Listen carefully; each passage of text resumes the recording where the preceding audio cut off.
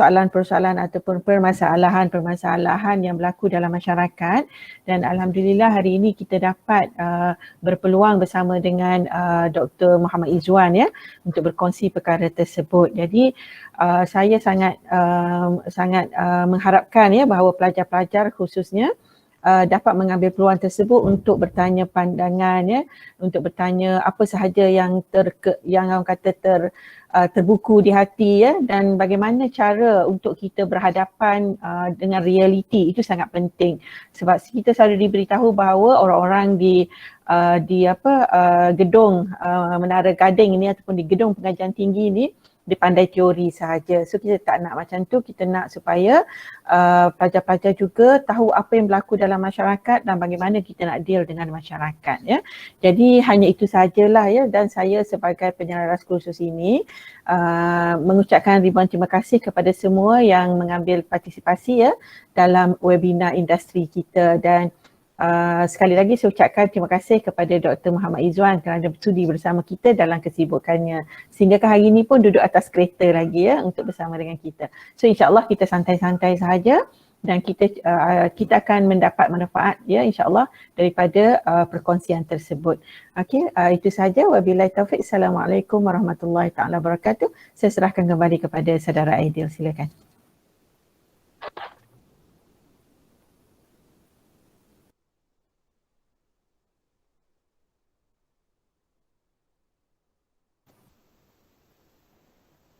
Tak dengar dia ataupun saya yang tak dengar?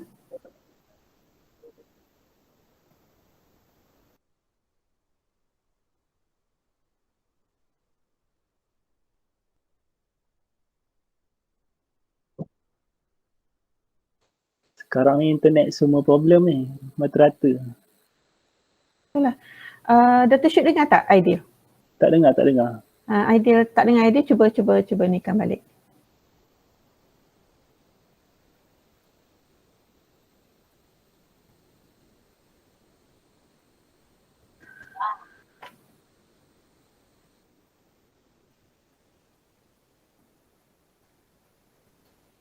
Okay, kita cool sekejap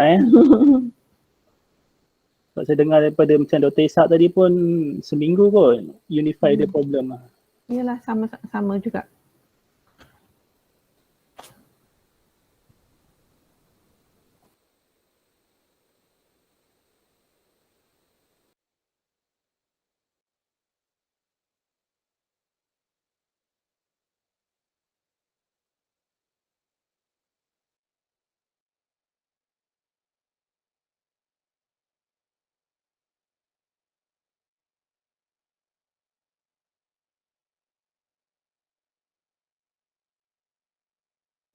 Aidil keluar sekejap ya? Aidil keluar sekejap. Sekejap, kita tunggu.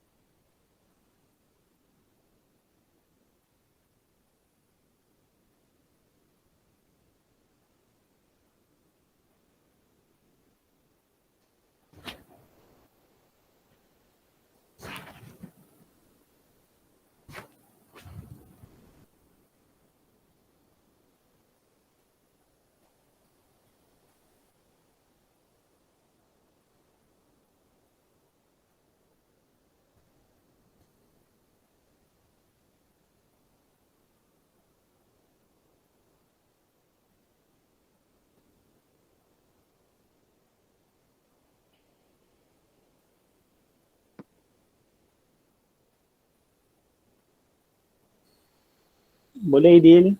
Mana Aidil? Okay. Tak nampak mas. Okay, silakan Aidil. Mohon minta maaf, saya mohon untuk tutup kamera sebab internet terlampau berat. Jadi tanpa melengahkan masa, saya serahkan majlis kepada penceramah jemputan Dr. Muhammad Izzuan bin Muhammad Yusof bagi slot yang pertama iaitu kecelaruan identiti, bagaimanakah solusinya? Dipersilakan.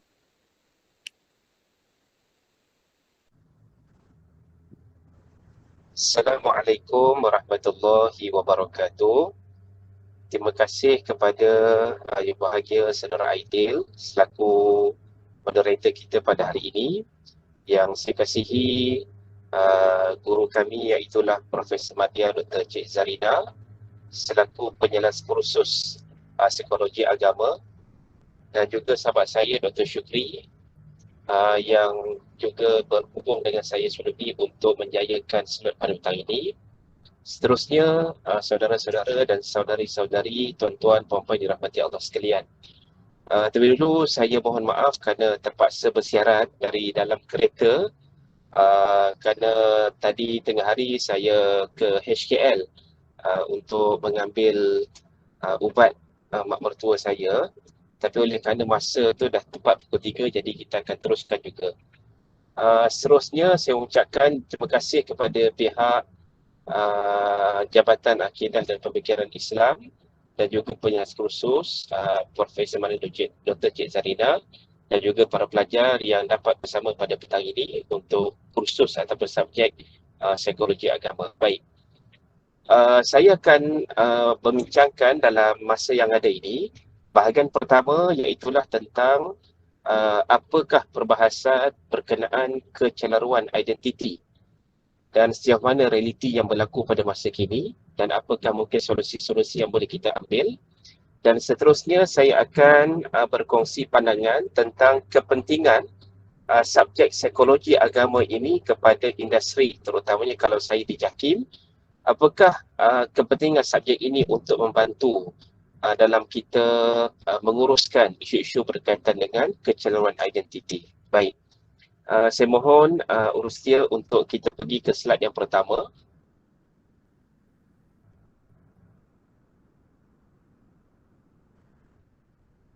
Dah ditayangkan ke? Okey.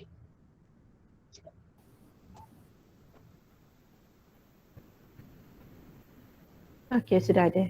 Okey, terima kasih Prof. Okey, seterusnya next. Baik. Sebagai latar belakangnya, kita faham Islam sebagai agama yang praktikal memberikan panduan cara hidup dari segala aspek kehidupan termasuk seksualiti manusia. Walaupun Islam mengesahkan hubungan seksual dalam perkahwinan sebagai suatu nikmat dan salah satu rahmat daripada Allah kepada insan, pada waktu yang sama Islam menegas keras-kerasnya perlakuan hubungan seksual luar nikah seperti zina dan juga jenayah seks seperti rogol dan juga perlakuan liwat. Okey, next. Baik, bila kita berbincang tentang isu kecelaruan identiti, saya boleh bagikan kecelaruan ini berlaku daripada dua aspek. Yang pertama iaitulah apa yang dipanggil sebagai kecelaruan dari sudut orientasi seksual. Jadi kalau kita melihat apa yang dibahaskan oleh Dr. Salah Al-Khalidi dalam kitabnya Al-Qasasul Quran, Ardu Waqa'i' wa Tahlil Ahdas, kita akan mendapati bahawasanya kisah Nabi Lut dan juga umat baginda disebut sebanyak 27 kali di dalam Al-Quran. Dan ia merangkumi 3 bahagian, iaitu kisah yang terperinci tentang Nabi Lut dan umat baginda, kisah yang disebut secara sepintas lalu tentang Nabi Lut, dan ayat yang menyatakan nama Nabi Lut sebagai sebahagian daripada nama para Nabi ataupun Rasul. Okey, next. Ayat 80 hingga 84 surah Al-A'raf adalah di antara ayat yang jelas menceritakan bagaimana kecelaruan identiti yang berlaku di kalangan umat Nabi Lut alaihissalam, iaitu mereka berhadapan dengan isu krisis orientasi seksual mereka berlawanan dengan fitrah manusia. Yang misalnya Allah menyatakan ata'tunal fahishah ma sabaqakum biha min ahadin minal alamin. Apakah kalian melakukan perlakuan yang keji yang tidak pernah dilakukan oleh mana-mana umat manusia sebelum itu?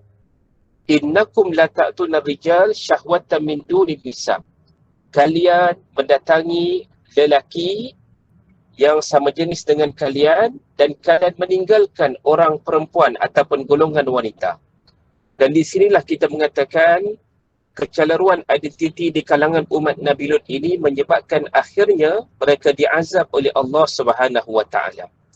Baik, next. Okey, slide seterusnya itu lebih kepada pengertian ayat yang tuan-tuan boleh tengok nanti.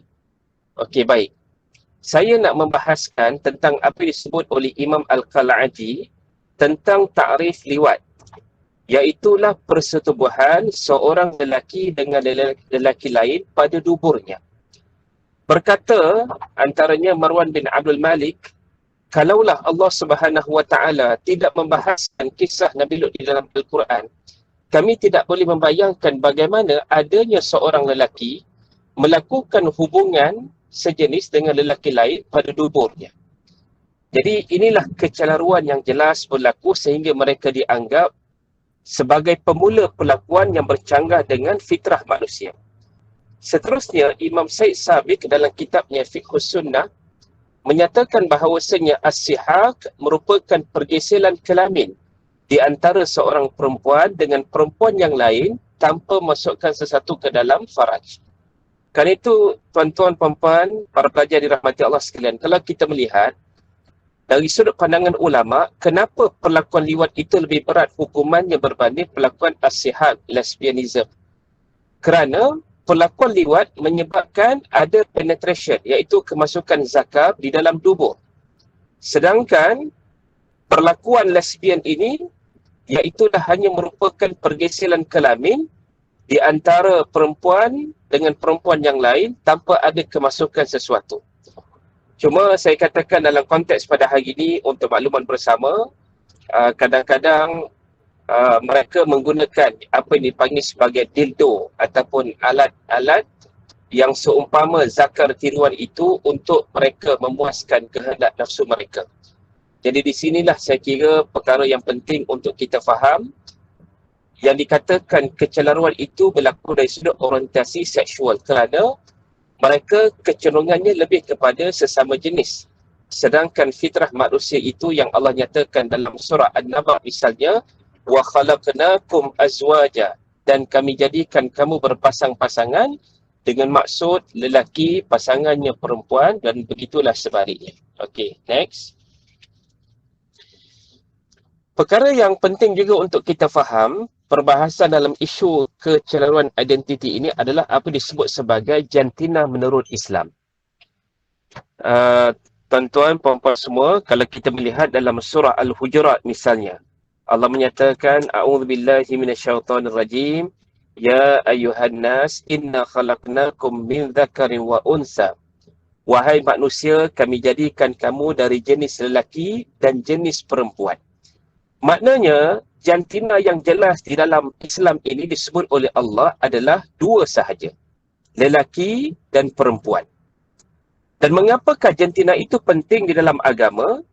Kerana di sana Islam menetapkan undang-undang yang mesti dipatuhi. Contohnya dalam bab munakahat, perkahwinan. Syarat sah pernikahan mesti berlaku di antara lelaki dan perempuan yang bukan mahram. Dengan kata lain, tidak boleh berlaku perkahwinan sesama jenis. Lelaki dengan lelaki, perempuan dengan perempuan. Bahkan lelaki dengan perempuan yang mahram. Contohnya, seorang ayah ingin berkahwin dengan anak perempuan kandungnya, tidak boleh. Seorang ibu nak berkahwin dengan anak lakinya, tidak boleh. Maka di sini Islam mengatur cara hidup masyarakat dengan ada hikmah-hikmah yang telah diatur oleh Allah Subhanahu Wa Taala, khususnya dalam bab munakahat tadi. Kerana kita melihat hari ini di antara anjuran oleh gerakan ataupun aktivis pro-LGBT misalnya, mereka menganjurkan perkahwinan sesama jenis. Ini di antara tuntutan ataupun permintaan mereka. Baik, saya nak menjelaskan juga hari ini sudah ada yang dikatakan satu istilah yang disebut sebagai SOGI. Sexual Orientation Gender Identity Expression. Dan dalam bab jantina ini ataupun gender ini misalnya mereka mengatakan jantina tidak mesti ditentukan apa yang ada di celah kelangkang. Sedangkan bagi kita, sebagai seorang manusia yang normal, kita akan mengatakan kalau seseorang itu memiliki zakar ataupun penis sebagai alat kemaluan ataupun genitalianya, maka dia dianggap sebagai seorang lelaki. Dan kalau dia memiliki farash ataupun vagina, maka dianggap sebagai seorang wanita ataupun perempuan. Dan begitulah kromosomnya. Kalau 46 XY itu lelaki, 46 XX itu perempuan. Tetapi mereka mengatakan alat kemaluan itu tidak penting. Apa yang lebih penting adalah apa yang mereka rasa, apa yang berada dalam minda mereka. Dan di sinilah kita biasa mendengar disebut sebagai trapped in the wrong body. Saya terperangkap dalam badan yang salah. Saya seorang perempuan tetapi terperangkap dalam badan lelaki. Maka di sinilah kita mengatakan bahawasanya ini juga di antara kecelaruan yang berlaku dari sudut identiti jantina ataupun gender ini. Saudara-saudari yang dirahmati Allah sekalian, kerana itu kalau kita melihat juga apa yang disebutkan di sana, ada kumpulan yang istimewa yang diakui dalam Islam yang disebut sebagai khunsa. Jadi kalau kita katakan khunsa ini, dengan mudah kita faham maksudnya adalah mereka yang memiliki dua alat kelamin. Dalam istilah perubatan ada juga disebut sebagai hermaphrodite satu ketika dahulu, dan pada ketika ini dianggap sebagai ambiguous genitalia. Itu dalam istilah perubatan. Kerana itu, kalau kita memahami isu ini, kita akan mengatakan seorang khunsa itu ketika mana dilahirkan dalam keadaan ketidakpastian jantinanya, maka pada saat tertentu, contohnya kata Imam Malik, ketika usia mereka akil baligh misalnya. Okey, dia ada dua alat kelamin tetapi ada dua contoh. Ada khunsa wadih dan khunsa mushkil. Khunsa wadih ni dia ada dua alat kelamin tetapi salah satunya berfungsi dengan jelas. Jadi itu tak ada masalah. Khunsa mushkil ni dia ada dua alat kelamin tapi tak pasti mana satu yang berfungsi dengan lebih nyata. Maka kata Imam Malik, lihat ketika akil baligh, kalau dia keluar air kecil daripada kemaluan lelaki dan tumbuh bulu-bulu seperti janggut misai, maka dianggap sebagai lelaki. Dan kalau dia mula keluar air kecil daripada kemaluan perempuan dan datang haid, maka dianggap sebagai perempuan. Dan di sinilah Islam mengharuskan untuk mereka melakukan pembedahan jantina kalau ada keperluan untuk perkara tersebut. Tetapi berdasarkan fatwa muzakarah kebangsaan yang telah dibincangkan sebelum ini, Saawal tahun 82, mengharamkan pembedahan jantina kepada mereka yang asalnya jelas jantinya seorang lelaki nak menjadi perempuan, ataupun asalnya seorang perempuan nak menjadi lelaki, tidak boleh dilakukan pembedahan jantina. Okey, seterusnya. Baik, selain daripada Al-Quran yang telah kita sebut dalam surah, beberapa surah tadi antara surah Al-A'raf tentang kisah Nabi Lut alaihi salam dan umat baginda, maka As-Sunnah juga ataupun Al-Hadis merupakan sumber pengharaman kedua kepada perlakuan seksual sejenis. Contohnya seperti perlakuan liwat dan as-sihak, serta yang disebut sebagai transgender ataupun perbuatan wanita menyerupai lelaki dan lelaki menyerupai wanita. Di sini kita akan lihat beberapa hadis yang telah dinyatakan oleh Nabi SAW. Okay, next. Contohnya, okay, ini dari sudut yang saya katakan kecelaruan identiti dari sudut orientasi seksual. Man wajadtumu man amila amala qaumu lutin faqtulul fa'il wal maf'ula bih, sadaq Rasul. Jika kamu dapati seseorang melakukan amalan kaum Lut, bunuhlah pelaku dan orang yang diperlakukan itu. Jadi tuan-tuan, kadang-kadang ada orang bertanya, bahkan kalau seorang yang bernama Muhsin Hendricks, dia ni seorang imam yang mengaku seorang gay di Cape Town, Afrika Selatan, memimpin satu kumpulan namanya Inner Circle di sana. Dia menyatakan takkanlah Nabi SAW mengeluarkan hadis yang berat menghukum sebegini. Sedangkan Nabi itu dianggap sebagai Nabi Rahmah yang penuh dengan belas ihsan. Ternyata Nabi SAW tidak sekali-kali berkompromi dengan pelakuan-pelakuan yang jelas dilarang oleh Allah Subhanahu Wa Taala. Jadi saya katakan ini yang berlaku kecelaruan identiti dan sudut orientasi seksual. Okey, seterusnya next. Dari sudut identiti jantina, kata Nabi SAW sebagaimana Ibn Abbas menyatakan, la'ana al-mutashabbihin minar rijal bin nisa wal mutashabbihat minan nisa bir rijal. Nabi SAW melaknat lelaki yang menyerupai perempuan dan perempuan yang menyerupai lelaki. Maka di sini yang kita katakan sebagaimana pandangan Imam At-Tabari, tidak harus dan tidak dibenarkan lelaki menyerupai wanita daripada aspek pakaian dan perhiasan yang dikhususkan untuk wanita dan sebaliknya. Manakala Ibnu Hajar Al-Asqalani dalam kitab Fathul Bari menambah, demikian juga pada percakapan dan ketika berjalan dari sudut pergerakannya. Okey, next. Baik. Kalau saudara-saudari melihat kepada gambaran apa yang dipaparkan ini, kita akan nampak ini di antara simbol kepada gerakan yang disebut sebagai gerakan LGBT, yang kita juga istilahkan sebagai kecelaruan identiti ini. Mereka menisbahkan gerakan mereka dengan simbol pelangi. Boleh lihat sebagaimana di slide. Dan kerana itu kalau kita katakan hari ini ada gay pride di seluruh kota-kota besar dunia. Mereka berhimpun di London, di Rio de Janeiro, Brazil, di beberapa tempat lagi untuk menyatakan ini hak kami. Sedangkan Islam ada pandangan yang jelas tentang pelakuan ini. Sebab tu kalau tuan-tuan tengok ya, kepada definisi dari sudut maksud lesbian, gay, bisexual dan transgender mengikut kacamata barat. Bagi mereka, seorang perempuan yang sudah ada tarikan kepada perempuan yang lain dari aspek seksual, romantik dan fizikal, maka sudah dianggap sebagai seorang lesbian. Begitu juga seorang gay. Tetapi bagi kita dalam Islam itu, kalaulah seseorang itu sudah ada rasa tarikan kepada sesama jenis, selagi mana dia tidak melakukan perbuatan liwat atau musahakah, maka mudah-mudahan nalurinya itu perlu dipandu dan dibimbing dan dimaafkan oleh Allah Subhanahu Wa Taala selagi mana dia bermujahadah untuk mengawal ketertarikan dia kepada sesama jenis.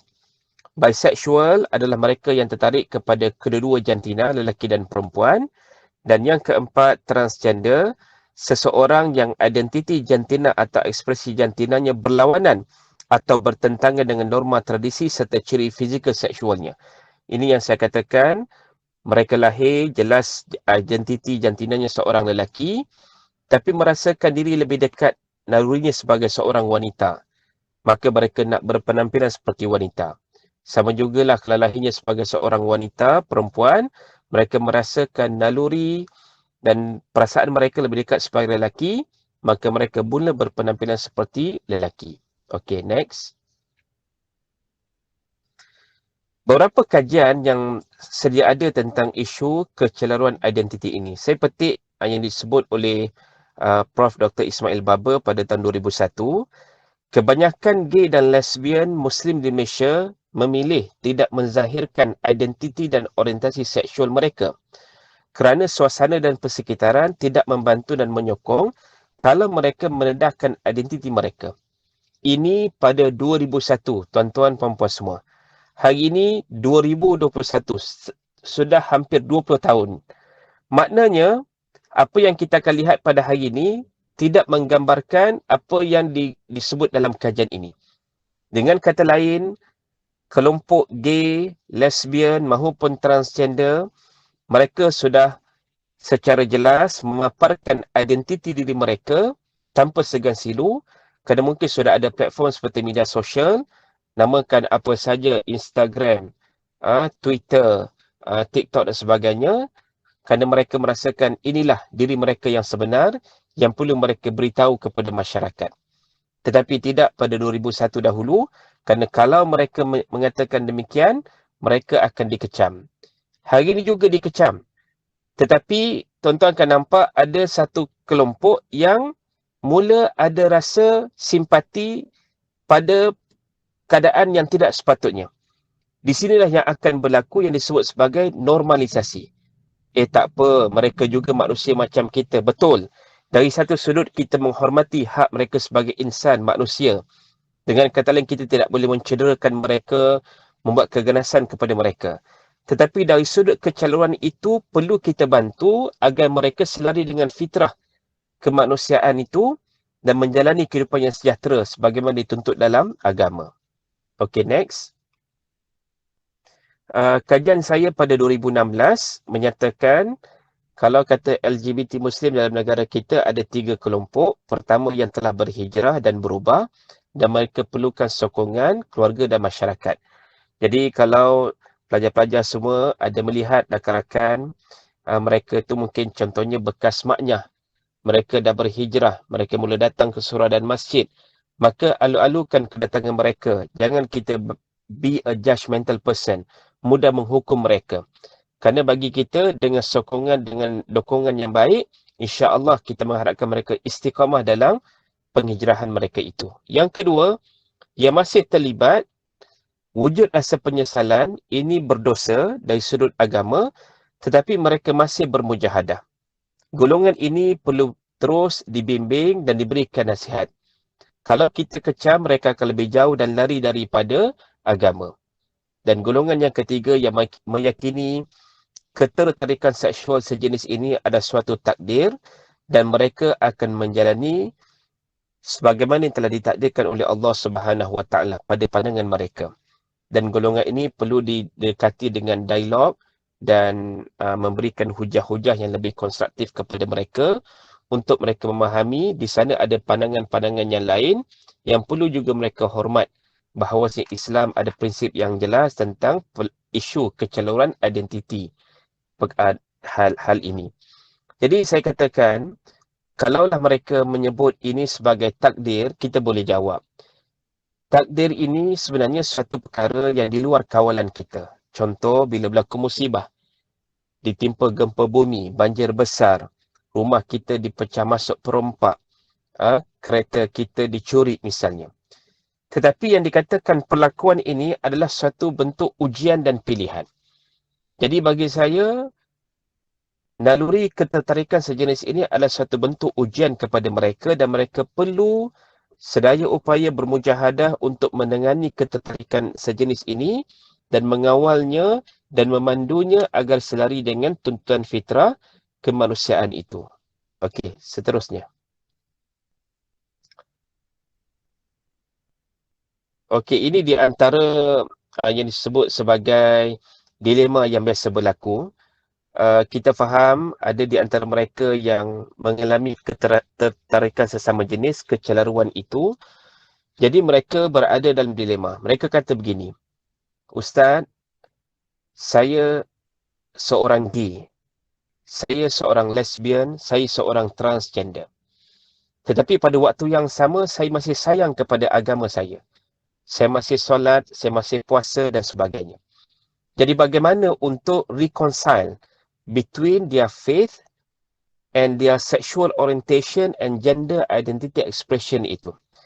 Jadi kita katakan begini kepada mereka, sebagaimana yang selari dengan pandangan JAKIM juga, iaitulah kita tetap tidak bersetuju dengan perlakuan LGBT yang menyimpang daripada fitrah kemanusiaan itu, kerana jelas berdasarkan dalil-dalil agama daripada Quran dan hadis dilarang perkara tersebut, tetapi tidak menafikan hak pelaku itu untuk dibimbing dan disantuni agar dapat dipandu mereka ke arah jalan fitrah yang diredai oleh Allah Subhanahu Wa Taala. Jadi saya katakan kepada pelajar-pelajar semua, kalau kita ada rakan-rakan yang sebegini, jangan jauh daripada mereka, dekati mereka, bimbing mereka, nasihat mereka, agar mereka bertemu hidayah Allah Subhanahu Wa Taala dan insya-Allah mereka boleh menjadi hamba Allah yang lebih baik di suatu hari nanti. Okey, next. So ada yang bertanya bagaimana, kenapa seorang itu terlibat? Jadi saya rumuskan berdasarkan kajian daripada beberapa bacaan-bacaan kami, antaranya cara seseorang itu dibesarkan. Contohnya kurang kasih sayang, watak ayah jarang berada dan dominan di dalam keluarga dan mungkin terlalu melindungi khususnya di kalangan anak perempuan. Kemudiannya pengalaman hitam, pernah dirogol, diliwat ataupun dipaksa melakukan oral sex. Pernah dibuli ataupun diejek. Contoh, kita ada rakan lelaki lembut, asal mereka mungkin tidak ada kecenderungan tendensi untuk menjadi seorang gay ataupun maknyah misalnya, transgender.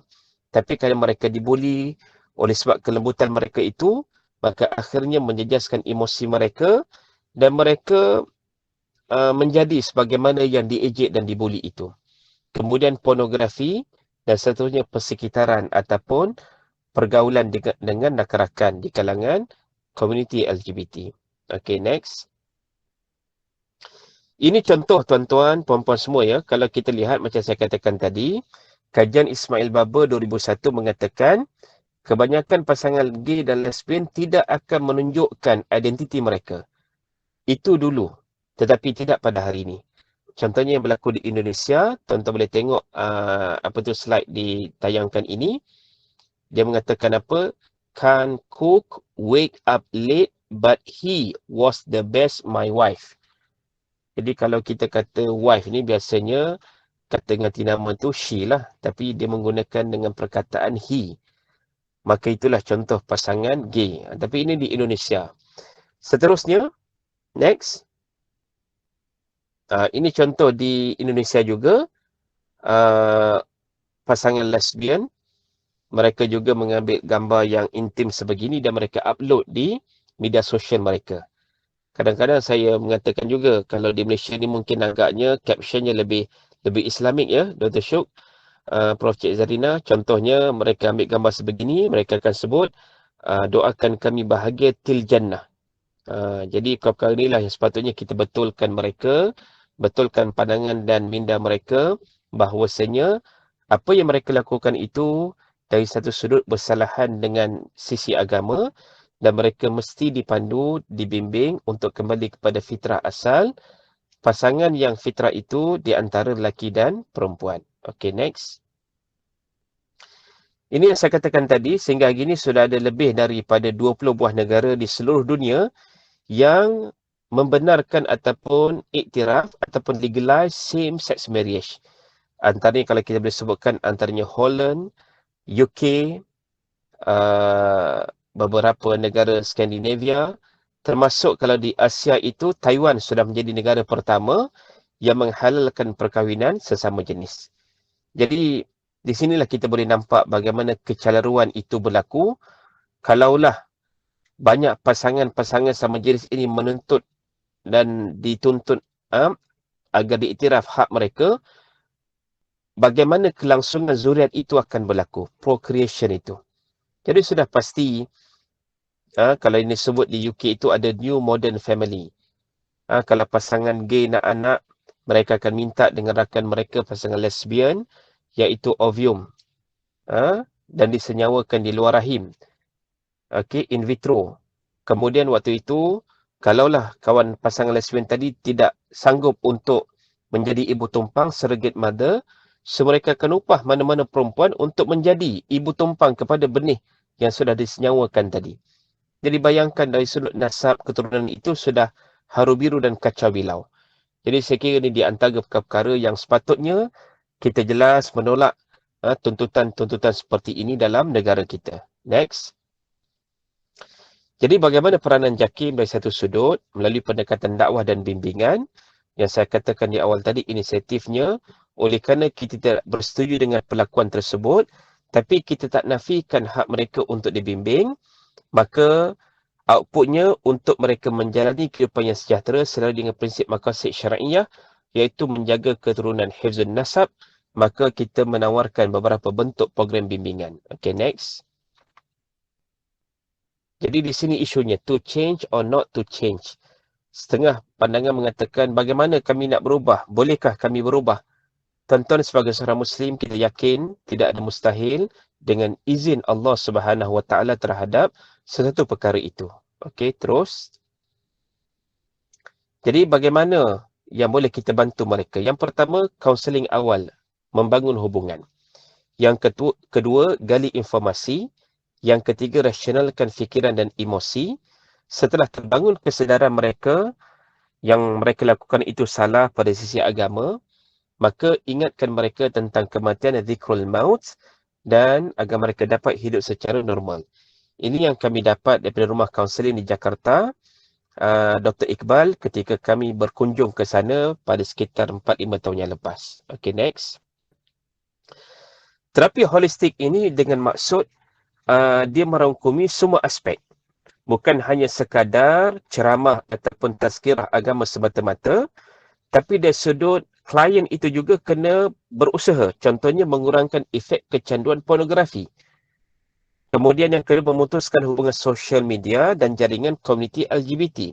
So, di peringkat awal untuk mereka berubah berhijrah itu, mereka mungkin kena putuskan hubungan dahulu dengan kawan-kawan yang lama, circle-circle yang lama, sehinggalah bila mereka berada lebih kuat dari sudut emosi, keyakinan dan amalan agama itu, maka barulah mereka bersama dengan rakan-rakan untuk mengajak mereka kembali kepada penghijrahan yang sama sebagaimana yang telah dialami. Yang ketiga, melakukan amalan sunnah seperti puasa untuk mengurangkan dorongan seksual. Yang keempat, mencari lingkungan positif dan bebas LGBT. Dan yang kelima, menggunakan terapi hormon sebagaimana dinasihatkan oleh para pakar perubatan. Okay, next. Intervensi spiritual.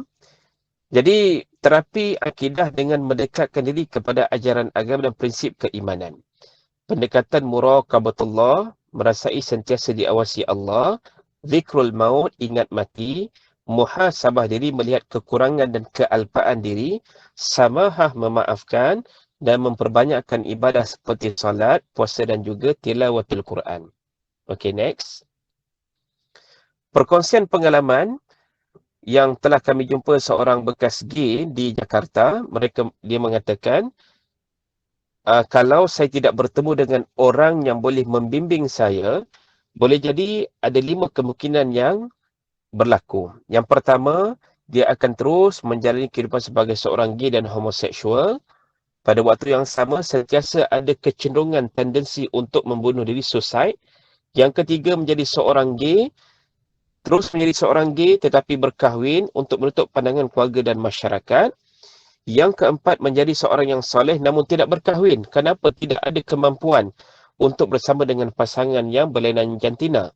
Dan yang kelima, menjadi orang yang soleh, bernikah dan yakin menjalani kehidupan. Dan Alhamdulillah, sahabat kita ini tadi dia memilih yang kelima dan sudah dikurniakan dengan 2 orang cahaya mata.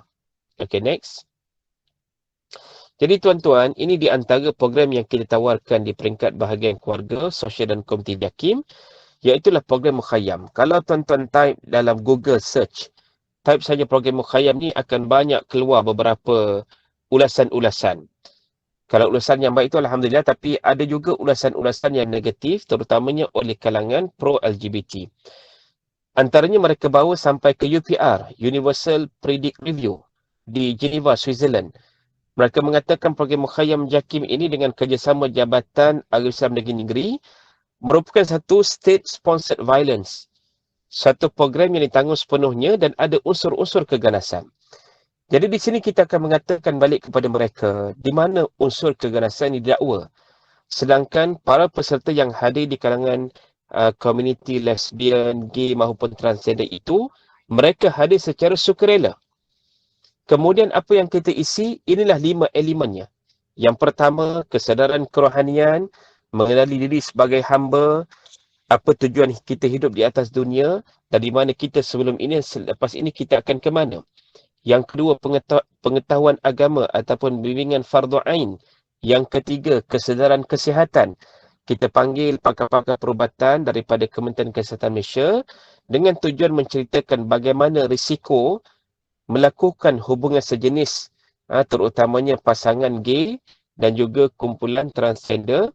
Kerana bila seorang transgender, contohnya maknya, melakukan hubungan sejenis dengan seorang lelaki, kerana ketertarikan mereka kepada lelaki, hubungan yang berlaku adalah tetap homoseksual, iaitu hubungan melalui dubur.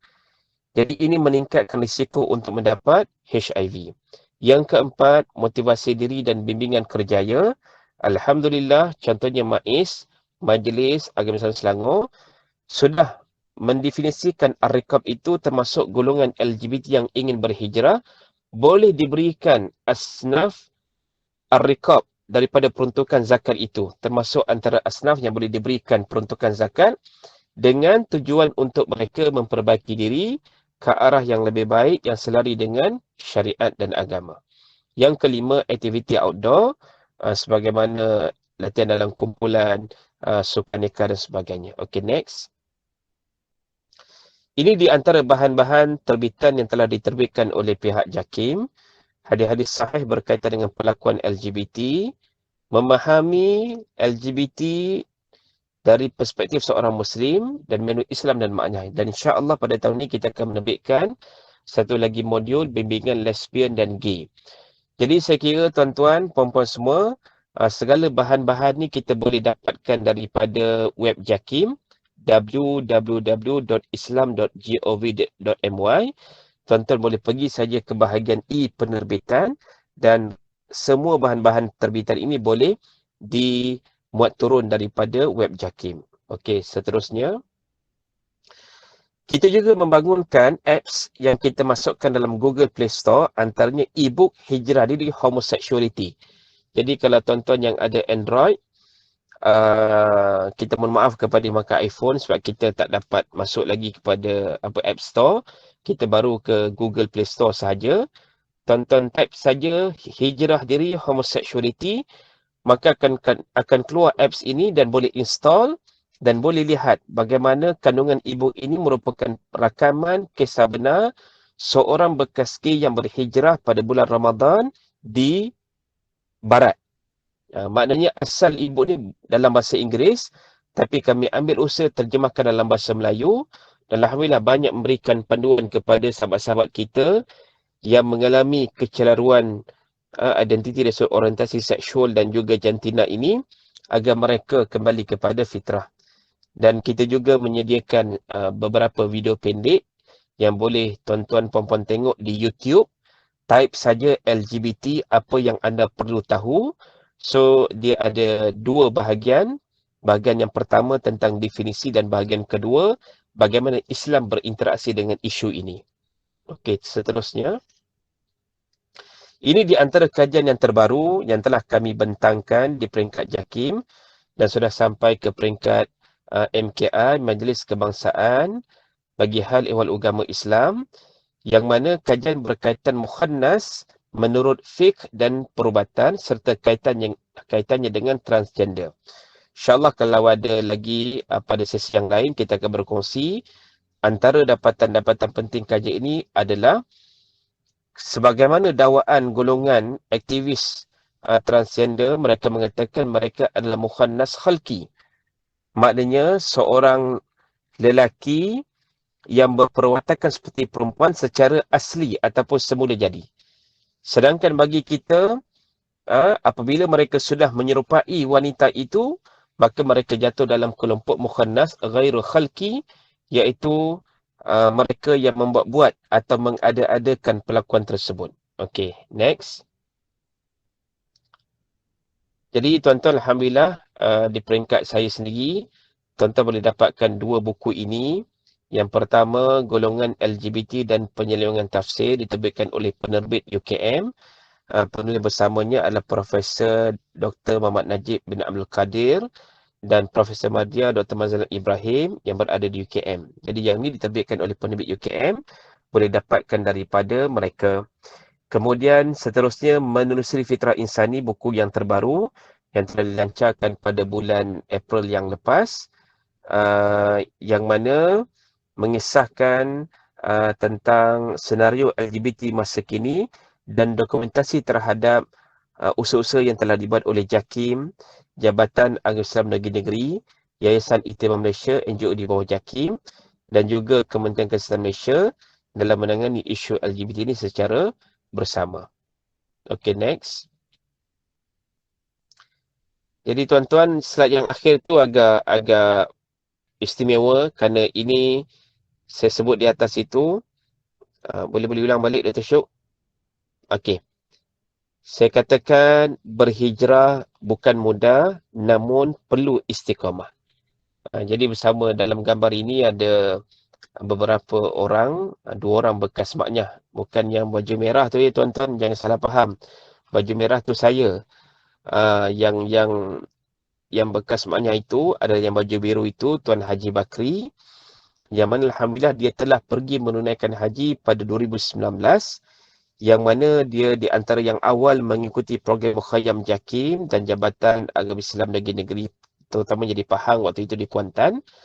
Dan kita bersyukur kerana pada hari ini daripada mantan-mantan peserta program Mukhayyam ini sudah ada 12 NGO hijrah di kalangan yang kita sebut sebagai bekas-bekas LGBT.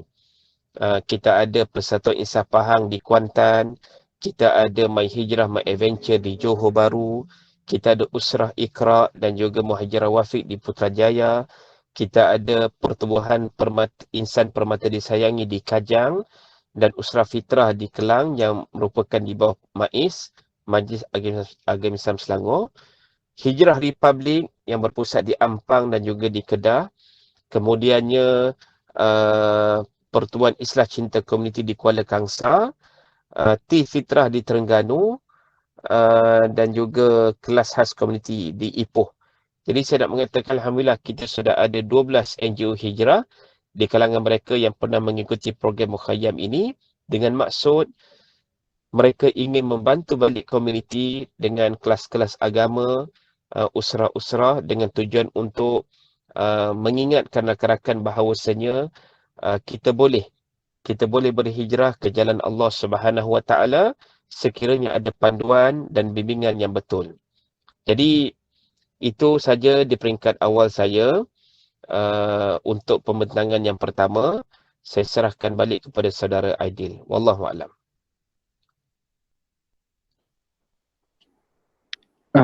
Terima kasih pada Dr. Muhammad Izwan atas perkongsian bagi sesi yang pertama.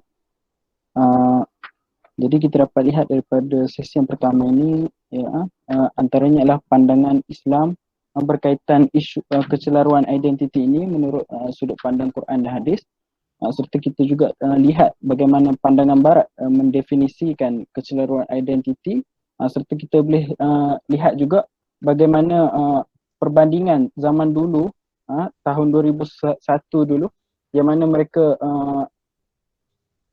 malu untuk mendedahkan diri mereka, dan jika dibandingkan dengan zaman kini, tahun 2021 ini, golongan ini makin aktif, makin berani untuk tampil ke dalam masyarakat, dan seterusnya disambung dengan terapi dan aktiviti bagi kembali kepada fitrah.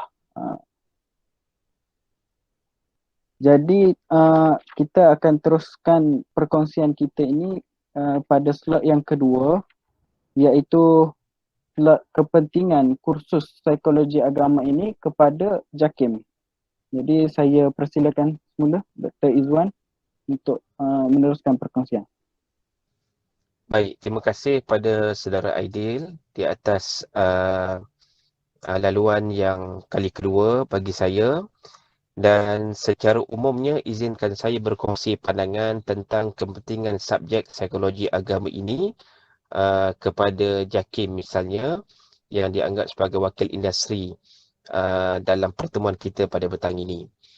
Secara umumnya, para pelajar yang dirahmati Allah sekalian dan tuan-tuan puan yang mengikuti siaran ini, saya boleh mengatakan dalam kita mendekati kelompok-kelompok seperti ini, kita perlukan ilmu yang mendalam tentang bagaimana kaedah dan cara yang terbaik untuk mendekati mereka. Sebab itu, kalau kita sudah ada asas yang baik dalam bidang psikologi ataupun kaunseling misalnya, maka yang seterusnya adalah bagaimana cara kita mendekati mereka.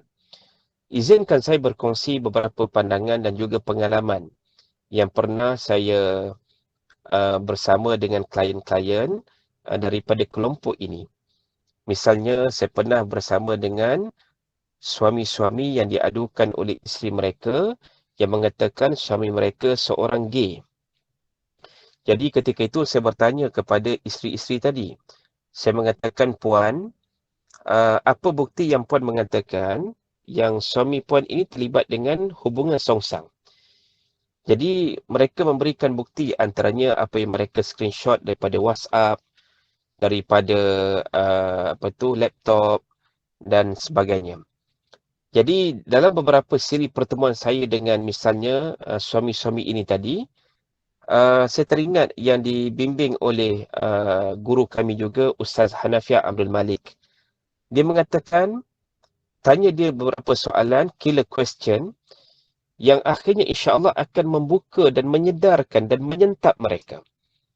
Contoh, ada satu kes ini, isteri dapat tahu yang suami ada hubungan songsang ketika sedang pantang anak yang ketiga. Maknanya bayangkan mereka sudah berumah tangga, sudah lahir anak yang ketiga, suami ini masih terlibat. Jadi, alhamdulillah suami ini sanggup datang daripada selatan tanah air, datang ke Putrajaya, ke pejabat kami, JAKIM, dan kita berkongsi pengalaman dan pandangan dan nasihat. Jadi soalan yang diajukan kepada mereka, Tuan, soalannya, sampai bila Tuan nak melakukan perkara ini? Sampai bila Tuan nak melakukan perkara ini? Jadi soalan ini sebenarnya dia akan menyentap mereka yang ditanya, maknanya mereka akan cuba fikir, sampai bila dia nak teruskan perlakuan tersebut.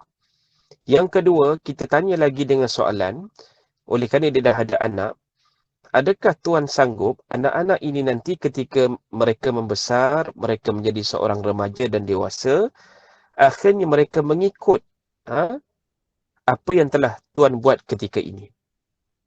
Dan akhirnya ketika dengan dua soalan itu saja, maka yang ditanya tadi, suami-suami tadi, akhirnya mereka mengatakan, Ustaz, saya sedar perkara ini salah dan perkara ini dilarang agama. Tolong doakan saya diberikan kekuatan untuk meninggalkan perkara tersebut. Jadi maknanya apa, para pelajar, tuan-tuan, puan-puan dirahmati Allah sekalian, kita akan memahami bahawasanya dalam konteks kita berhadapan dengan klien-klien sebegini daripada kelompok ini, bahawasanya kalau betul cara pendekatan kita, approach kita, insya-Allah mereka boleh menerima dengan baik. Dan bagi isteri-isteri pula yang berhadapan dengan dilema ini, sama ada nak meneruskan perkahwinan ataupun tidak.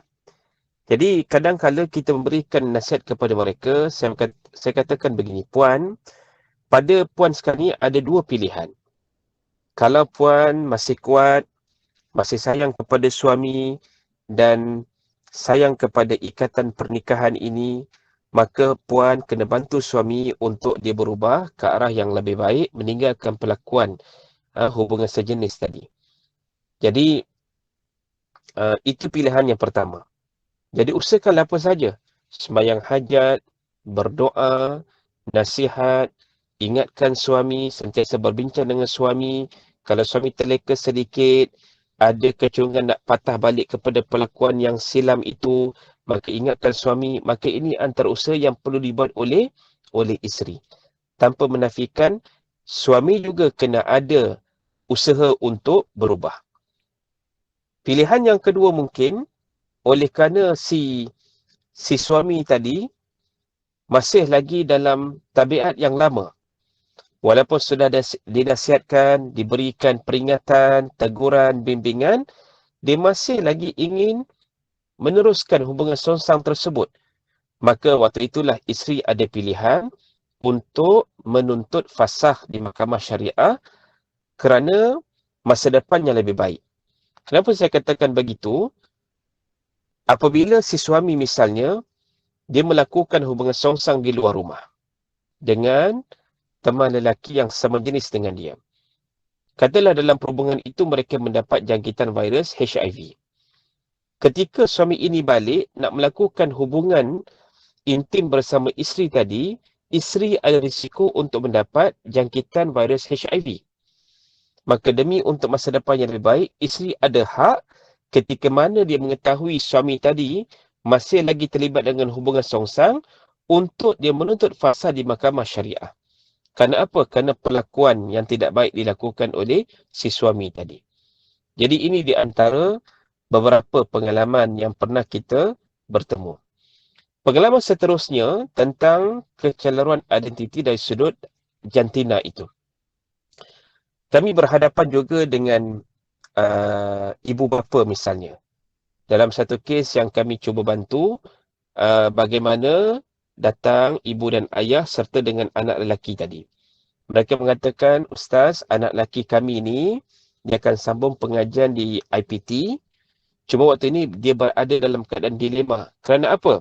Kerana dia sudah ada teman wanita, tapi pada waktu yang sama ketika dia sedang bekerja di sebuah kedai 7-Eleven, maka dia tertarik dengan kawan yang sama jenis lelaki juga yang bekerja sama dengan dia di 7-Eleven itu.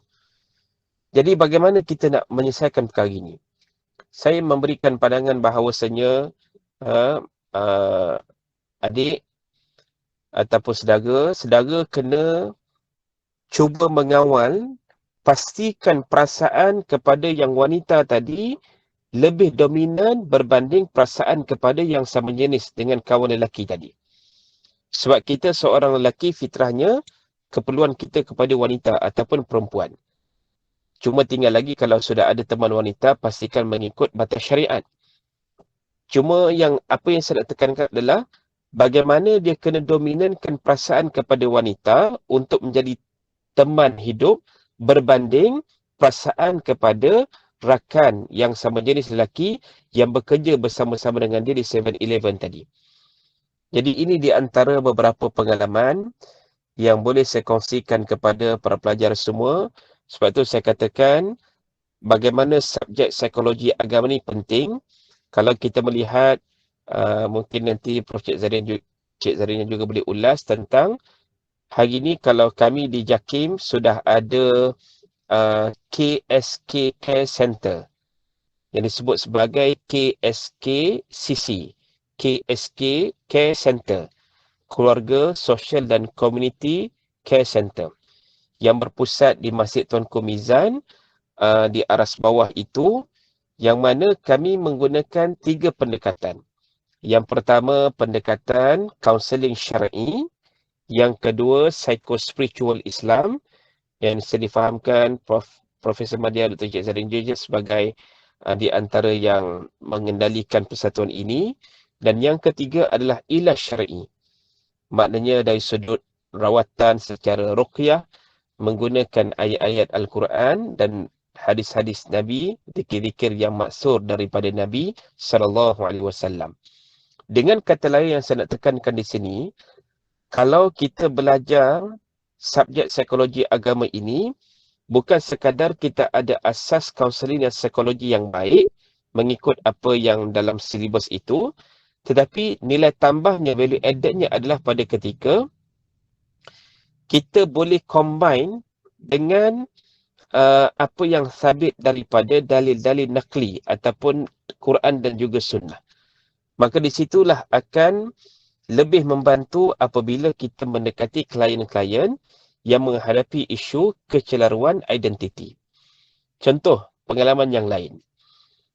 Ada seorang pemuda gay, satu ketika dia menelefon saya pada satu petang, dan ketika dia telefon itu dia sudah mengatakan begini.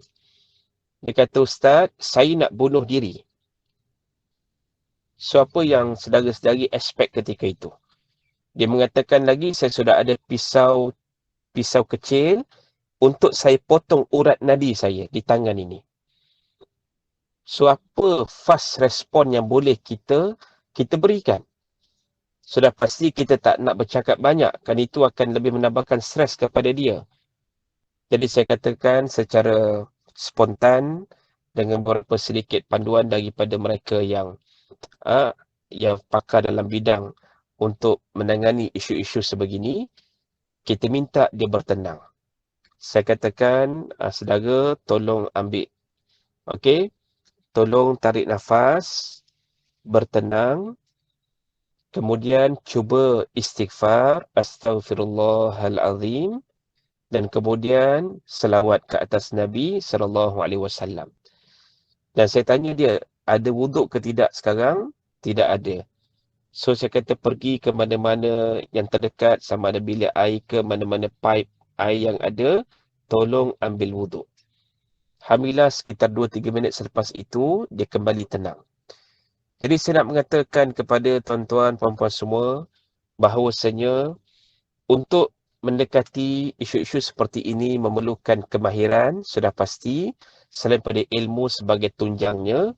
Dan kemudiannya saya katakan, kalaulah para pelajar semua yang memahami keperluan subjek ini, psikologi agama, memang ada kepentingan yang besar, terutamanya dalam bidang industri. Kami di JAKIM ini sangat memerlukan para facilitator, para kaunselor, para psikologis, para terapis, ya, sama ada dari sudut psikospiritual Islamnya, untuk membantu kami dalam menangani aduan-aduan yang melibatkan isu-isu rumah tangga, isu-isu depression, kemurungan, isu-isu kesihatan mental, termasuklah isu kecelaruan identiti yang kita bincangkan pada hari ini. Jadi saya rasa itu dahulu pada pandangan saya. Mungkin selepas ini kita boleh berbincang dan buka kepada soal jawab untuk kita melihat apa lagi perkara-perkara yang boleh kita lihat berhubung dengan isu ini. Wallahu a'lam.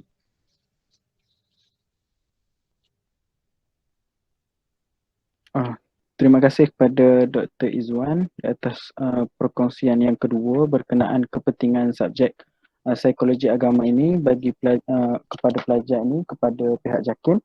Jadi tanpa melengahkan masa, saya terus membuka ruang sesi soal dan jawab. Jika ada siapa-siapa yang ingin bertanya, boleh buka mic terus, lebih digalakkan, ataupun boleh juga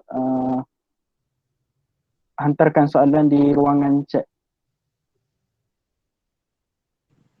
Assalamualaikum. Saya nak tanya. Sedap.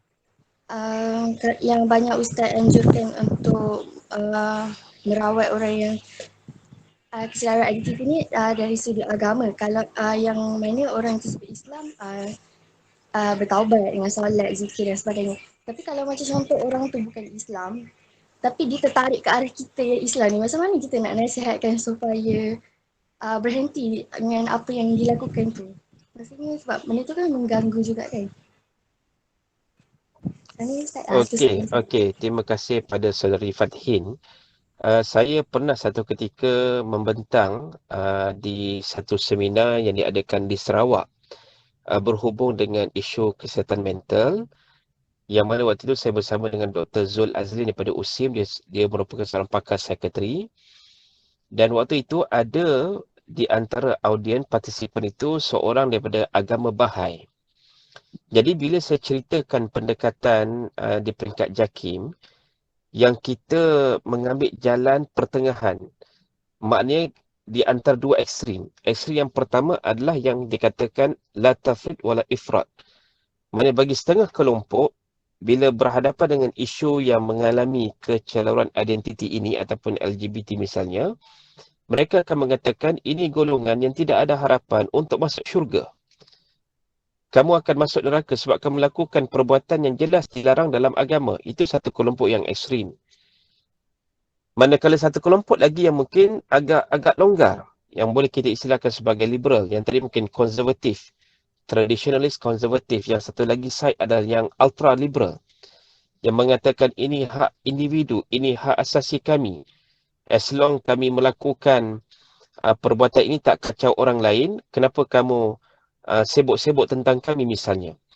Jadi pendekatan yang kami buat adalah pendekatan dengan maksud kita tidak blame pelaku. Sebab kita tahu yang terlibat itu boleh jadi kerana kejahilan, kerana bisikan nafsu dan juga syaitan, kerana dorongan daripada kawan-kawan. Jadi mereka perlu disedarkan, dibimbing dan dipandu. Kerana itulah bagi kami, bila saya bentangkan pendekatan itu, yang prinsip Islamnya jelas, tidak bersetuju dengan perlakuan, tetapi tidak menafikan hak pelaku untuk dibimbing. Jadi rakan daripada agama Bahai tadi mengatakan, inilah di antara approach yang bagi saya sangat suitable, sangat sesuai dan dikena dengan agama kami juga, ajaran Bahai itu, kata dia. Jadi saya mengatakan bagi yang bukan Islam pun, sebenarnya di luar sana kita ramai rakan-rakan yang juga ingin pulang ke pangkal jalan. Dan sekarang ni kami sudah bersama dengan pemuka-pemuka agama, ada di kalangan mereka padri, ada di kalangan mereka pemimpin agama Hindu dan juga Buddha, yang mana kami mencari jalan pertengahan untuk bagaimana kita nak memberikan suatu angle penekanan pengukuhan institusi keluarga. Dengan maksud kalau kita membiarkan normalisasi perlakuan LGBT ini sebagai suatu yang diberikan pengiktirafan, sudah pasti keluarga yang asas itu, yang seorang lelaki menjadi ayah, seorang perempuan menjadi ibu, daripada perhubungan itu lahirlah anak zuriat keturunan, maka ini mesti dipertahankan. Dan kita sudah mendapat konsensus dan telah kita adakan webinar antara agama. Dan alhamdulillah, saya kira itu di antara usaha kami yang dilakukan untuk mengajak. Kerana selama ini kita mengatakan hanya Islam saja yang ke depan dalam isu menangani LGBT ataupun isu kecelaruan identiti ini. Tapi bagaimana dengan agama-agama lain? Alhamdulillah, mutakhir ini kita sudah ada wakil pada agama Kristian. Sebab mereka juga bimbang bila melihat sudah ada gay church di Taiwan, di Singapura dan juga di Malaysia kalau tak silap saya, yang mereka mengatakan ini sudah mencabar institusi keluarga yang dibina selama ini. Jadi bagi rakan-rakan yang bukan beragama Islam, saya kira mungkin kita refleks kepada pendekatan dalam Islam itu untuk kita beri panduan umum kepada mereka. Maknanya kita berikan rasional-rasional yang logik kepada mereka.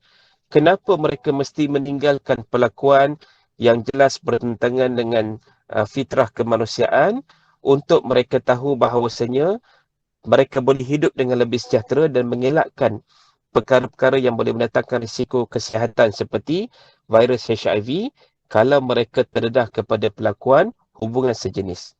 Mana kita kena bagi rasional juga dari sudut data-data kesihatan yang boleh kita dapati daripada Kementerian Kesihatan Malaysia. Wallahualam. Terima kasih Fatin Najwa untuk soalan dan juga Doktor di atas maklum balas tu. Kita ada soalan di ruangan chat daripada Encik Jack Abdul Aziz. Assalamualaikum Ustaz. Saya ingin bertanya bagaimanakah Ustaz berhujah dengan golongan gay di kalangan Islam yang belajar dari Universiti Islam yang menggunakan hadis dan Quran dalam menyokong golongan LGBT ini? Okey, saya kira di antara cabaran besar kita apabila ada di sana mereka yang belajar dalam bidang agama tetapi menyalahgunakan dalil-dalil agama untuk kepentingan diri mereka sendiri. Kalau tuan-tuan boleh buka di antaranya yang dalam kajian saya itu beberapa nama. Contohnya Scott Kugel Siraj.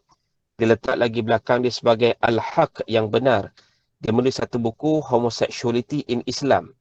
Dia mengatakan umat Nabi Lut diazab oleh Allah bukan kerana pelakuan homoseksual, tapi kerana sebab-sebab yang lain. Dia cuba divertkan, dia cuba selewengkan pentafsiran kisah-kisah Nabi Lut itu, kisah-kisah umat Nabi Lut itu untuk memberikan satu justifikasi bahawa perlakuan homoseksual tidak salah.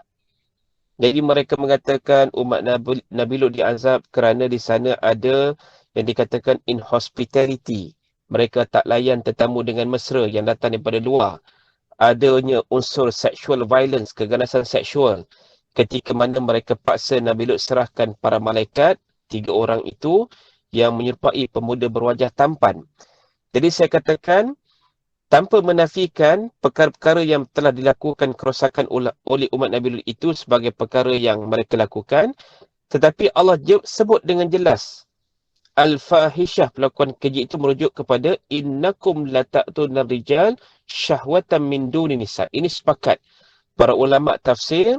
Inilah sebab utama kenapa umat Nabi Lut diazab oleh Allah Subhanahu Wa Taala. Jadi saya katakan Tuan Jack tadi bahawasanya ketika kita berhadapan dengan kumpulan-kumpulan ini, mereka juga mendalami ilmu agama, tapi mereka menggunakan dalil-dalil agama untuk kepentingan mereka, untuk sebagai hujah songsang mereka. Maka saya kira insya-Allah kita boleh hadapi dengan menampilkan hujah-hujah yang lebih konstruktif, yang jelas berdasarkan dalil agama. Contoh yang saya katakan tadi, mereka mempertikaikan takkanlah Nabi yang penuh belas ihsan dan rahmah itu keluarkan hadis yang nak hukum bunuh pelaku liwat. Maka kita jawab, ya. kerana Nabi SAW tidak pernah berkompromi tentang perlakuan-perlakuan yang jelas dilarang oleh Allah Subhanahu Wa Taala yang dinyatakan di dalam Al-Quran. Okey, itu yang pertama. Okey, seterusnya. Terusnya soalan daripada Anwari Hamzah. Bagaimanakah dengan orang yang tidak ada kecelaruan seksual tetapi ada kecelaruan jantina di mana mereka tidak terlibat dengan aktiviti sosial, cuma pandangan mereka dan kelakuan mereka ke arah berbeza dari ketetapan masyarakat. Sebagai contoh, lelaki suka bermakeup atau wanita suka berpakaian lelaki. Apa pendapat Ustaz? Okey, terima kasih kepada saudara yang bertanya tadi. Kita mengambil panduan daripada apa yang disebutkan oleh Nabi SAW. Jadi bila berlaku kecelaruan dari sudut identiti jantina tadi, mungkin boleh jadi naluri mereka itu berbeza dengan jantina asal yang dilahirkan. Jadi walaupun dia lahir tu lelaki tapi rasa diri lebih dekat dengan wanita, so mulalah pakai makeup dan sebagainya. Yang perempuan pula rasa diri lebih dekat dengan lelaki, so mulalah nak jadi maskulin. Kalau boleh, kalau buah dada itu pun mereka balut ataupun mereka wrap supaya tak nampak bentuknya. So nampak flat. Jadi saya katakan bahawasanya di sinilah yang Islam memberikan panduan yang disebutkanlah hadis di awal tadi kita bincangkan. La'ana Rasulullah SAW al-mutashabbihin minar rijal bin nisa wal mutashabbihat minan nisa bin rijal.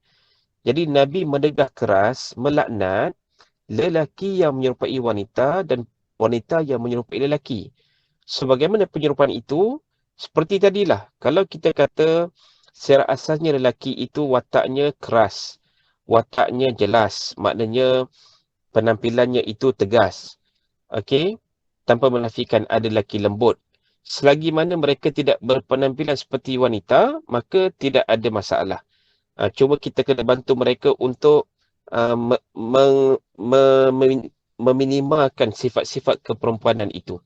Jadi, berbalik kepada tadi, kalau mereka sudah cross the border, mana kalau yang lelaki itu sudah mula, contohnya ketika sembahyang pakai telekung, sudah mula make up pakai lipstick, sudah mula letak handbag di bahu, sudah mula pakai kasut tumit tinggi, sudah mula membuat pembedahan breast, maknanya masukkan silikon ataupun suntik hormon estrogen sebab nak jadi seperti wanita, maka sudah pasti itu dilarang dalam agama dan perlu dibantu dengan mengingatkan mereka perkara ini salah.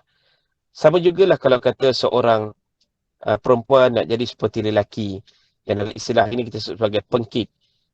Saya difahamkan ada mereka yang ekstrimnya. Kalau kata yang lelaki nak jadi perempuan itu, istilah yang baru ini mereka gunakan sebagai trans woman. Okey, so mereka bedah, potong yang bawah zakar itu dan mereka buat pula farash seperti wanita. Biasa operate itu mungkin di Thailand. Kalau yang perempuan, mereka sampai op, maknanya potong buah dada. Okey, post op. So ada satu ketika anak usrah saya, dia mengatakan, Ustaz, ada rakan-rakan yang transman ni, maknanya yang daripada perempuan nak jadi lelaki, mereka update dalam Facebook dia kata apa? Baru lapang dada. Sebab apa baru lapang dada? Sebab dah buang buah dada. Allahu Akbar. Dan dia kata beauty is pain. The beauty is pain. Cantik itu sakit. Jadi saya katakan bila mana kita sudah melanggar fitrah kehidupan kita sebagai jantina yang jelas dilahirkan, maka di situ sedikit sebanyak dalam kajian-kajian juga disebut setelah melakukan pembedahan jantina pun tidak membantu kerana berlakunya depression, kemurungan, stres, kerana ada yang nak kembali balik kepada asal tapi sudah terlambat kerana mereka sudah melakukan pembedahan jantina. Wallahu alam. Ada lagi? Baik, insyaAllah ada lagi soalan daripada Ahmad Fairuz Hafiq. Apakah nasihat doktor kepada media yang mempromosikan watak LGBT? Contohnya dalam kartun Upin Ipin ada watak lelaki lembut. Okey, terima kasih pada yang bertanya. Perkara ini juga yang saya katakan kita kena perhatikan bila ada babak-babak, sama ada dalam filem, sama ada dalam kartun sekalipun, kerana ia membentuk minda secara sedar. Contohnya di kalangan anak-anak yang menonton. Dan ia ke arah normalisasi. Kita anggap, watak abang apa tu, saya pun dah lupa dalam Upin Ipin tu. Inilah yang berlaku di kalangan masyarakat yang kita kena tonjolkan. Tidak mesti. Dan saya difahamkan yang terkini, Upin Ipin juga sudah melarikan watak yang lembut itu kepada lelaki yang lebih keras misalnya, lebih tegas. Jadi saya katakan sebenarnya kalau kita biarkan perkara ini juga, satu yang tidak sihat kerana dia mendorong ke arah normalisasi, menganggap perkara itu normal, menganggap perkara itu sebagai satu yang dibenarkan. Contohnya kalau kata dalam Maharaja Lawak misalnya, yang menyertai itu semua lelaki, tapi kena ada watak yang memerlukan watak wanita, maka mereka berpakai pakaian wanita. Itu juga tidak sepatutnya berlaku. Dan perkara inilah yang perlu kita tekankan kepada masyarakat untuk mengelakkan perkara-perkara ini dipromosikan dalam khalayak umum.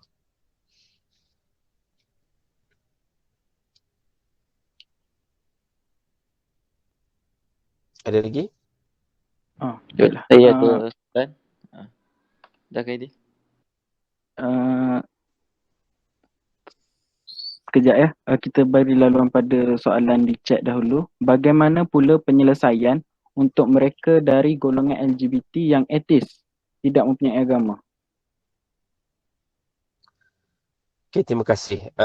Saya kira ini di antara cabaran yang besar kerana kita pernah melihat satu kes ya. Kalau kita pernah ingat ya, satu kes seorang pemuda yang belajar dalam bidang kaunseling ataupun psikologi. Dia menyambung pengajar di Kanada. Dan waktu itu, bila sampai di sana, dia masuk ke kelab gay. Dan dia ambil gambar dan dipost dalam Facebook dia. Ternyata perkara itu menimbulkan keresahan dalam masyarakat di Malaysia. Apatah lagi ibu dan ayahnya sendiri ketika itu dikhabarkan tidak lagi memberikan bantuan keuangan. Dan akhirnya dia terdesak, dia kena membayar yuran semester pertama ketika itu dalam tempoh yang singkat, dan rakan-rakan di sana menganjurkan dia untuk membuat crowdfunding secara atas talian. Dia memerlukan sekitar $5,000 ketika itu, dan ternyata dalam masa tak sampai 24 jam dia sudah mendapat hampir $5,500.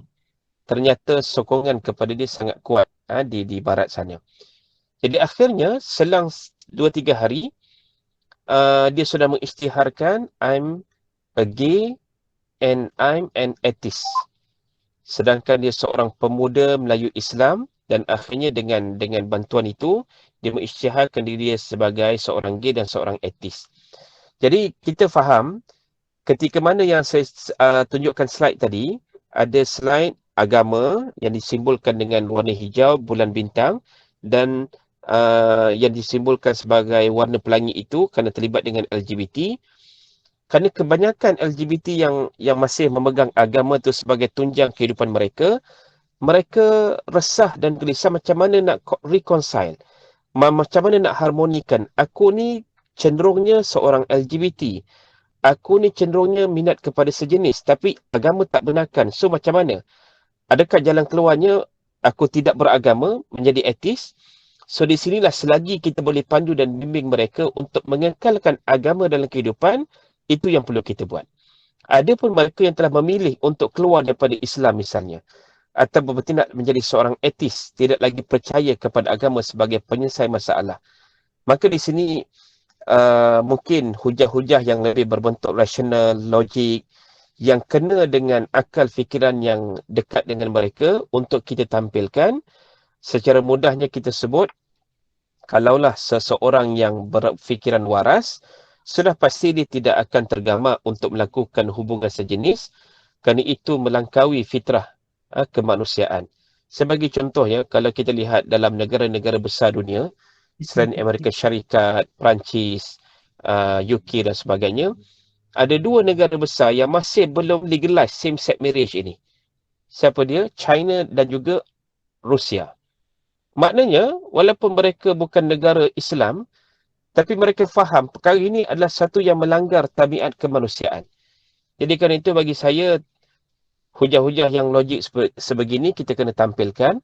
Dan yang paling penting adalah data-data daripada kesihatan itu, yang mungkin sedikit sebanyak boleh membantu kita untuk mengatakan kepada mereka, akibat daripada perlakuan same sex ini, dia akan menjerumuskan kepada kemudaratan kesihatan, antaranya merebaknya virus jangkitan HIV di kalangan mereka yang mengamalkan hubungan sejenis. Wallahualam. Baik, kita masuk pada minit-minit terakhir. Jadi kita akan akhiri dengan soalan daripada Fatimah dan juga Solihin. Soalan lisan daripada Solihin. Soalan daripada Fatimah. Bagaimanakah pendekatan sexual education dalam menangani isu ini? Jadi soalan daripada Solihin. Doktor, saya nak tanya, macam mana untuk puak-puak LGBT ni, contohnya je dah dalam satu circle, maksudnya dalam satu kelompok, contohnya sekarang ni media sosial lah, macam Instagram ataupun Facebook, TikTok dan sebagainya kan.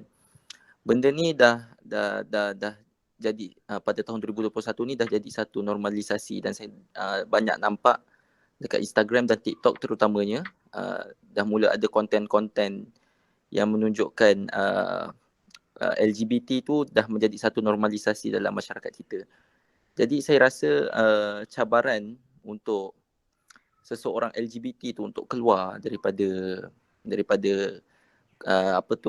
kelompok ni adalah sukar, sebab saya rasa benda ni dah jadi semakin merebak dan semakin menjadi satu trend pada tahun 2021 ni. Saya nak tanya, apakah cara kita ataupun apakah tindakan yang boleh kita lakukan untuk kita mengelakkan diri kita daripada jadi seperti itu, sebab saya tengok ramai yang ada juga yang daripada dia seorang lelaki yang normal bertukar kepada LGBT, ada juga seorang perempuan yang normal dia bertukar kepada lesbian. Sebab saya rasa benda tu dah semakin merebak kat masyarakat. Saya rasa saya nak tanyalah apa pandangan doktor untuk cara kita nak mengatasi ataupun mengawal benda ni daripada semakin merebak. Okey, itu saja doktor. Okey, terima kasih pada Solihin dan juga yang bertanya sebelum tadi, Fatimah. Saya jawab soalan Fatimah dulu. Sexual education, bagaimana peranannya? Saya kira sexual education juga jelas kepada kita. Maknanya pendidikan sexuality ni sudah diajar seawal anak-anak di sekolah rendah dan juga masuk sekolah menengah dalam persoalan biologi. Jadi di situ pun sudah dijelaskan bagaimana jantina lelaki dan perempuan, anatominya, fisiologinya, genitalia, alat kemaluan, apa yang membezakan antara lelaki dan perempuan. Tapi isunya sudah masuk sekarang ini yang saya katakan tadi, SOGI. Sexual Orientation, Gender Identity Expression.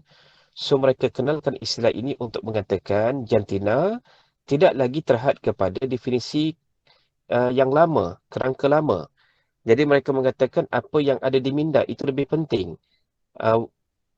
Without bother apa yang you punya genitalia, alat kemaluan. Jadi di sinilah saya katakan sexual education sekalipun dia mesti berpandu kepada pandangan Islam. Bagaimana Islam menangani seseorang yang sudah merasakan dirinya ada tendensi ketertarikan sesama jenis. So bagaimana harus dipandu? Mungkin kita kata dia self-acceptance. Dia menerima diri dia dulu ada kelainan daripada orang biasa. Sebab orang biasa normal minat kepada lain jantina, tapi dia kepada sama jantina. Tetapi kelainan itu jangan dibiarkan. Mesti dipandu dan dipimpin agar mendapati fitrah. Ini yang perlukan bantuan-bantuan daripada, kalau kita kata hari ini ada pelajar-pelajar subjek psikologi agama, bagaimana agama itu menjadi panduan. Mereka yang sudah mungkin tidak pasti, yang sudah hilang arah, sudah tidak ada bimbingan. Jadi bagaimana kita mandu mereka dengan panduan agama. Itu yang pertama. Kemudian pertanyaan pada saudara Salihin tadi, saya kira ni cabaran terbesar. dan ini memerlukan usaha kita bersama. Kami di JAKIM pun masih lagi mencari apa solusi dan mekanisme yang terbaik kerana konten yang ada di TikTok, kalau kita kata ini di kalangan anak muda yang sangat popular, Twitter misalnya juga sarang lubuk kumpulan-kumpulan ini bertapak.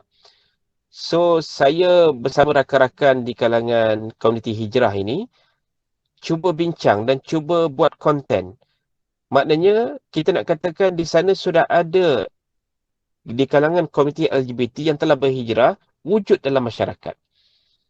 Maknanya jangan anggap yang LGBT yang sedang berlaku sekarang itu saja sebagai yang normal, yang perlu diterima. Sudah ada yang dah berhijrah. Dan itu yang menepati dalam pandangan agama. Kerana kita balik kepada fitrah asal. Al-muhajir man hajara ma nahallahu anhu sadaka Rasul. Orang yang berhijrah itu meninggalkan apa yang dilarang oleh Allah ke atasnya. So, selagi mana you masih menjunjung perkara yang salah, adakah benda itu yang patut diberikan pengiktirafan? Jadi bagi saya menjawab pada soalan Solihin tadi, ya, kita mesti bergerak sama. Kalau para pelajar, sahabat-sahabat subjek psikologi agama ni kreatif, manfaatkan medium Twitter, TikTok, Instagram itu untuk kita tampilkan konten-konten bagaimana kita perlu memberikan mesej yang jelas kepada masyarakat. Maknanya LGBT ini bukan dinormalisasikan. Sebaliknya, ia perkara yang bercanggah dengan agama, tata susila masyarakat, rukun negara, kesopanan dan kesusilaan misalnya, nilai-nilai masyarakat timur kita di sini. Dan saya katakan dalam rantau Nusantara ini, hanya tinggal Malaysia, Brunei, Indonesia yang mesti pertahankan nilai ini. Kerana Amerika Syarikat melalui Presiden yang baru, Joe Biden itu sudah mengeluarkan perintah eksekutif untuk memperkasakan hak kepada kumpulan LGBT di seluruh dunia. Jadi di sini saya katakan, apa saja ruang dakwah yang boleh kita tampilkan konten untuk counterback dan hujah kepada apa yang mereka tampilkan itu, kita mesti lakukan. Berdasarkan ilmu yang kita ada, subjek yang kita belajar, dengan skill-skill kemahiran kita buat video pendek, infografik, ini perlu kita tampilkan. Dan saya kira subjek ini sangat penting dalam saya katakan membantu industri melahirkan pelajar-pelajar yang aware, yang cakna dengan situasi semasa. Wallahualam.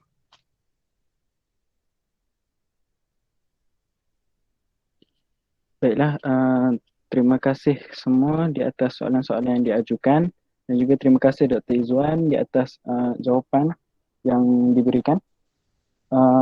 Baiklah, sebagai kesimpulan sebelum kita menutup majlis kita ini, sebagai kesimpulan, saya selaku wakil mahasiswa menyeru seluruh rakan mahasiswa yang mempelajari subjek psikologi agama ini untuk sama-sama terus kita meningkatkan ilmu dan kemahiran supaya kita sendiri, iaitu orang yang berpendidikan, mampu approach mereka, mampu mendekati golongan-golongan ini supaya kita mampu membimbing mereka kembali ke arah fitrah. Kerana kita dapat lihat daripada pembentangan tadi yang mana kaunseling awal, iaitu membangun hubungan dengan mereka ini, membina hubungan, approach kepada mereka ini dapat memberi kesan yang positif mereka sehingga mereka kembali ke arah fitrah yang lebih baik.